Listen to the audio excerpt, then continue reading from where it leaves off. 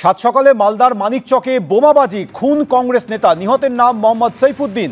আজ সকালে মানিকচকে ধরমপুর বাজার এলাকায় ব্যাপক বোমাবাজি হয়। দুষ্কৃতীদের হামলায় খুন হন কংগ্রেস নেতা। বিস্তারিত বলবে আমাদের প্রতিনিধি করুণাময় সিংহ। করুণাময়, কারা কি কারণে হামলা চালালো? দেখো, কারা হামলা চালিয়েছে তা এখনো পরিষ্কার নয়। তবে যেটা ঘটনা ঘটেছে মানিকচকের ধরমপুর বাজার এলাকা, সেই এলাকায় ব্যাপক বোমাবাজির ঘটনা ঘটে এবং সেখানে তার বোমাবাজির পর দেখা স্থানীয় বাসিন্দা যারা রয়েছেন, বাজারে যারা ছিলেন, তারা দেখতে পান যে কংগ্রেস নেতা মোহাম্মদ সৈফুদ্দিন লুটিয়ে পড়ে আছেন মাটিতে রক্তাক্ত অবস্থায়। যেটা জানা যাচ্ছে সৈফুদ্দিন খুন হয়েছেন। মোহাম্মদ সৈফুদ্দিন যিনি কংগ্রেস নেতা, তোমাকে বলে রাখি যে এই কংগ্রেস নেতার বাড়ি হচ্ছে মানিকচকের গোপালপুর এলাকায়, গোপালপুর গ্রাম পঞ্চায়েত এলাকা তার বাড়ি। এবং এই গোপালপুর এলাকা দীর্ঘদিন ধরে উত্তপ্ত হয়ে রয়েছে গোষ্ঠী সংঘর্ষ বা শাসকের সাথে কংগ্রেসের সংঘর্ষের জেরে। পঞ্চায়েত নির্বাচন আগে থেকে এই এলাকায় বহুবার সংঘর্ষের ঘটনা ঘটেছে। ইতিমধ্যে কিন্তু ঘটনাস্থলে পুলিশ পৌঁছেছে, মানিকচক থানার পুলিশ। কে বা কারা এই ঘটনা ঘটালো সে বিষয়ে যেমন তদন্ত চলছে, তেমনই মোহাম্মদ সৈফুদ্দিনের দেহ উদ্ধারের চেষ্টা করছে পুলিশ, কারণ এলাকায় ব্যাপক উত্তেজনার সৃষ্টি হয়েছে এই ঘটনার ফলে। সৌমেন, করুণাময়, তোমাকে ধন্যবাদ। যে ছবিতে আপনারা দেখতে পাচ্ছেন, কংগ্রেস নেতা সৈফুদ্দিনের দেহ পড়ে রয়েছে। সাত সকালে মালদার মানিকচকে বোমাবাজি হয়, খুন কংগ্রেস নেতা, নিহতের নাম মোহাম্মদ সৈফুদ্দিন।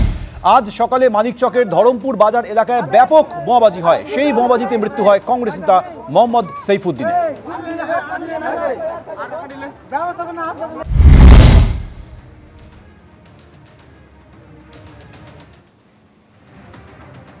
আজকে আমরা যেটা দেখলাম, সিজিও কমপ্লেক্সের তদন্তকারী আধিকারিক তিনি 8টার কিছু সময়ের মধ্যেই, 8টার পরে কিছু সময়ের মধ্যেই তিনি এসে পৌঁছেছেন।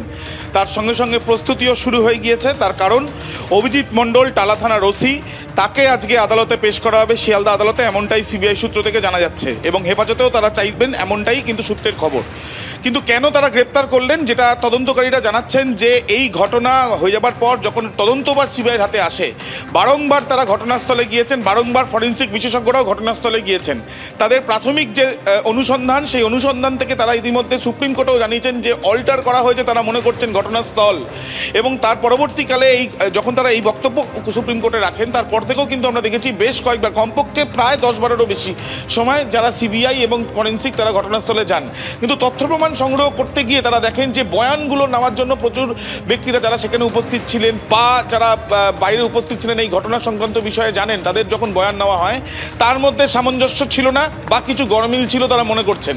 এবং এই যে তদন্ত করতে শুরু করেছিল যারা, অর্থাৎ টালা থানা, সেই টালা থানার যে প্রাথমিক ফাইন্ডিংস বা তাদের তরফ থেকে যে সিসিটিভি ক্যামেরার ফুটেজ থেকে আরম্ভ করে অন্যান্য বিষয় যেগুলো সংগ্রহ করা হয়েছিল, যেগুলো সিবিআইকেও দেওয়া হয়েছিল, সেই বিষয় নিয়েও কিন্তু খতিয়ে দেখার পর তদন্তকারীরা মনে করছেন যে কিছু না কিছু সমস্যা রয়েছে বা কিছু না কিছু ক্ষেত্রে তারা মনে করছেন যে তথ্য প্রমাণ লোপাট করা হয়েছে বা তথ্য প্রমাণ নষ্ট করা হয়েছে এবং কোনো না কোনোভাবে সুবিধা পেয়ে যাচ্ছে এই ক্ষেত্রে, যে যারা এই ঘটনার সঙ্গে রয়েছে বা যে এই ঘটনার সঙ্গে রয়েছে সেই ক্ষেত্রে। এবং সেই বিষয়গুলোকে ভাবনা চিন্তা করেই, তথ্য প্রমাণ তারা হাতে রেখেই গ্রেপ্তার করেছেন টালা থানার ওসিকে। অফিসার ইনচার্জ গতকাল দুপুর 3টের সময় তিনি এসেছিলেন এবং তারপর রাত্রিবেলা তাকে গ্রেপ্তার করা হয়।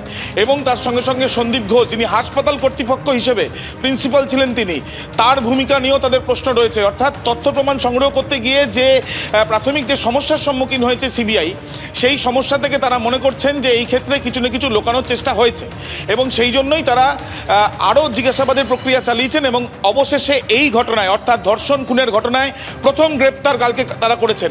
এবং কাকে গ্রেপ্তার করলেন? কলকাতা পুলিশের টালা থানার ওসিকে এবং তার সঙ্গে আরজি করের প্রাক্তন প্রিন্সিপাল সন্দীপ ঘোষ, যিনি বর্তমানে প্রেসিডেন্সি কারেকশনাল হোমে রয়েছেন সিবিআইডি অন্য একটি মামলায়, তাকে গ্রেপ্তার করা হয়েছে, তাকে শোন অ্যারেস্ট করা হয়েছে। এই দুজনকে আজকে আদালতে তারা পেশ করতে পারেন কিভাবে? প্রথম, অভিজিৎ মণ্ডলকে তারা সিজিও কমপ্লেক্স থেকে নিয়ে যাবেন শিয়ালদা কোর্টে। সেই ক্ষেত্রে সন্দীপ ঘোষের ক্ষেত্রে তিনি যেহেতু প্রেসিডেন্সি জেলে আছেন, তাই প্রেসিডেন্সি জেল থেকে তাকে শিয়ালদায় নিয়ে যেতে পারেন বা ভিডিও কনফারেন্সের মাধ্যমেও তার শুনানি হতে পারে। আদালতে সিবিআই এই গ্রেপ্তারি সংক্রান্ত কি তথ্য দেয় এখন সেটাই দেখার। ধন্যবাদ।